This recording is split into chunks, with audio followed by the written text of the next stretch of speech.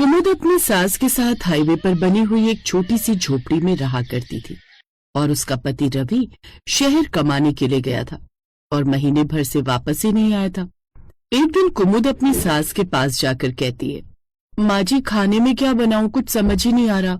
Highway पर जमीन भी उपजाऊ नहीं है और कुछ उग ही नहीं पाता।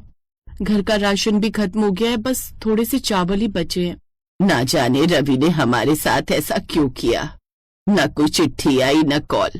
पता नहीं हमको उसका इंतजार भी करना चाहिए या नहीं। माँ जी मुझे उन पर पूरा भरोसा है, वो जरूर किसी मजबूरी में होंगे और आ जाएंगे, आप फिक्र मत करिए। एक काम कर बहू, तू चावल उबाल ले, अभी हम उसे खाकर गुजारा कर लेते हैं। कल मैं राशन कार्ड से थोड़ा राशन ले आऊंगी, हमारा कुछ दिन गुजारा तो चल ही जाएगा।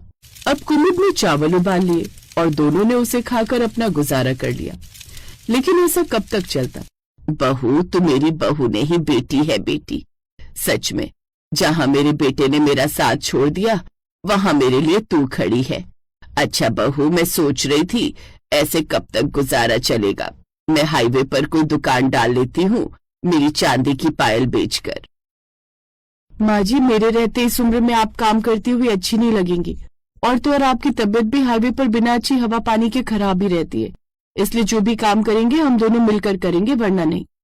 अब दोनों सास बहू ये सोच लेते हैं कि वो राशन से मिले हुए दाल चावल और पायल बेचकर जो पैसा आएगा उससे आने जाने वाले यात्रियों के लिए छोटी सी रसोई डाल देंगे, जहां वो किसी को बिठाकर नहीं खिलाया करेंगे, पैक करके खाना दिया करेंगे।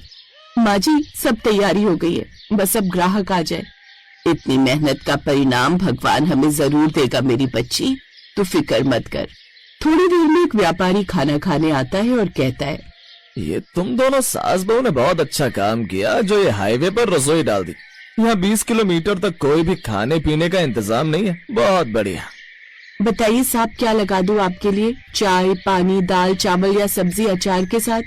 बहुत भूख लगी है, तुम मुझे दाल रोटी और अचार दे दो। अब व्यापारी को कुमुद खाना परोस कर देती है, लेकिन तभी वहां से तेजी से एक गाड़ी जाती है और बहुत सारी धूल खाने में गिर जाती है। छी छी, ये कैसा खाना है जिसमें स्वाद से ज्यादा मिट्टी है। अब समझ आया कि तुम्हारी ये हाईवे की रसोई चल क्यों नहीं रही। इसकी मैं तुमको एक फूटी कौड़ी भी नहीं दूंगा, सारा स्वाद खराब कर दिया। ये देखकर दोनों सास बहू की आंखों में आंसू भर आए और सास ने कहा, बहू हमारी सब मेहनत बेकार हो गई। इस तरह तो कोई हमारा खाना खाने नहीं आएगा, क्योंकि थोड़ी बहुत मिट्टी तो हाईवे से खाने में जाएगी ही।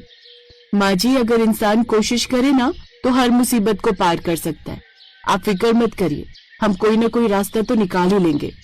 अब कुमुद थोड़े बचे हुए पैसे से नीले रंग का तिरपाल लेकर आती है, जिससे उनके घर पर धूप भी कम पड़ा करती और धूल मिट्टी से थोड़ी बहुत राहत हो जाया करती।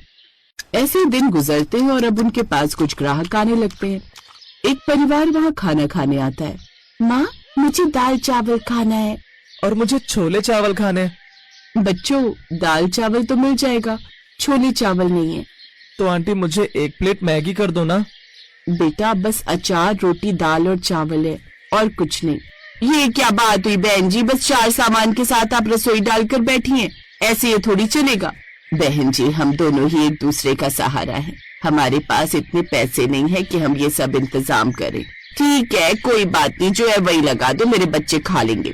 अब दोनों बच्चे और औरत जैसे ही चावल दाल रोटी खाती हैं तो खुश हो जाती हैं और कहती हैं, सच में तुम्हारे हाथों का स्वाद तो बहुत अच्छा है, खाकर मजा आ गया, एकदम घर जैसा खाना है तुम्हारा। तभी तो हमने इसे हाईवे रसोई का नाम दिया है, ढाबा नहीं, क्योंकि रसोई हर घर में होती है और ढाबा रोड पर।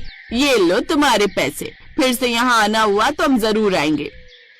औरत ही बोलकर वहां से अपने बच्चे लेकर चली जाती है और जाते हुए उसकी सोने की चेन टूटकर वहीं गिर जाती है, जिसे उठाकर कुमुद की सास ने कहा, बहू देख भगवान ने हमारी सुन ली, अब इसे बेचकर हम भी रसोई से ढाबा खोल सकते हैं। इसके वजन से पता चल रहा है ये कम से कम 50-60 हजार की चेन है।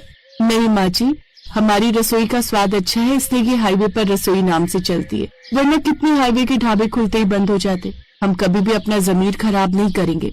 ठीक है लेकिन तू ही बता, अब हम उस औरत को कहाँ तलाश करेंगे? हम उनकी अमानत संभाल कर रख देंगे, जब वो आएंगी तो ले जाएगी। कुमुद ने चेन लेकर संभाल कर रख दी और उसी रात रवि आया। उसे देखकर कुमुद की सास कहने लगी, अब यहाँ क्या लेने आया है बेशरम, हम लोगों का विश्वास तोड़कर तुझे चैन नहीं आया क्या? मुझे माफ कर दो माँ, वहाँ मेरा एक औरत से चक्कर हो गया था। उसने मुझे बोला वो मुझे बहुत पैसा देगी, लेकिन एक दिन जब उसके पति ने हमें साथ पकड़ लिया तो वो मुकर गई और मुझे जेल हो गई। अब रिहा होकर आया हूँ, अब कहीं नहीं जाऊंगा। रवि की माँ जो उससे इतना नाराज थी, अचानक ममता में पिघल जाती है और उसे घर में रहने की मंजूरी दे देती है। लेकिन कुमुद उसे माफ नहीं कर पाई थी। ऐसे ही कुछ दिन गुजर जाते हैं। रोज ग्राहक आते और तीनों मिलकर उन्हें खाना खिलाकर अपना गुजारा करते। एक दिन सब खाना खा रहे थे और रवि की माँ उसे सोने की चेन के बारे में बता देती है कि कुमुद ने उसे अलमारी में रखा है। रवि ने आधी रात को उठकर खुद से कहा, इन दोनों के साथ रहने से अच्छा है कि मैं चैन चुरा कर भाग जाऊं और शहर जाकर अकेले मजे से रहूं। हाईवे की रसोई से लोग ऐसे ही किश्तों में जिंदगी गुजार पाएंगे। रवि ये बोलकर चेन चुराने के लिए तलाश करता है, लेकिन तभी कुमुद लाइट जला देती है और साथ में खड़ी अपनी सास से कहती है, माँ जी, कुछ लोग कभी नहीं बदल सकते और ये भी उन्हीं में से है। तभी मैंने जानबूझकर आपको चेन के बारे में इन्हें बताने को कहा था, जबकि वो चेन तो वो ग्राहक पहले ही लेकर चली गई। मेरी ममता में बहकर मैंने तुझे माफ किया था, लेकिन तू मेरी जिंदगी में एक गलती के अलावा कुछ नहीं है। अभी के अभी इस घर से निकल जा। तूने मेरी बेटी जैसी बहू को धोखा दिया, लेकिन वो बस मेरे लिए चुप रही। लेकिन अब और नहीं, अब से तू मेरा बेटा नहीं है। मेरी बस एक बेटी है और वो है मेरी बहू कुमुद। रवि अब बार बार अपनी गलती की माफी मांगता है, लेकिन दोनों उसे माफ नहीं करते। उसके पास और कोई चारा नहीं था और उसे अब वो घर छोड़कर जाना पड़ता है। जिसके बाद कुमुद और उसकी सास मिलकर धीरे धीरे हाईवे पर बनी हुई अपनी रसोई का अच्छे से ध्यान रखते हैं और उनका काम बहुत अच्छा चलने लगता है। वो गरीबों को कभी कभी मुफ्त में खाना खिला दिया करते, ताकि उन्हें पैसों के साथ दुआएं भी मिलते रहे। और ऐसे ही हाईवे पर रसोई उनके जीवन को गुजारने का साधन बन जाती है।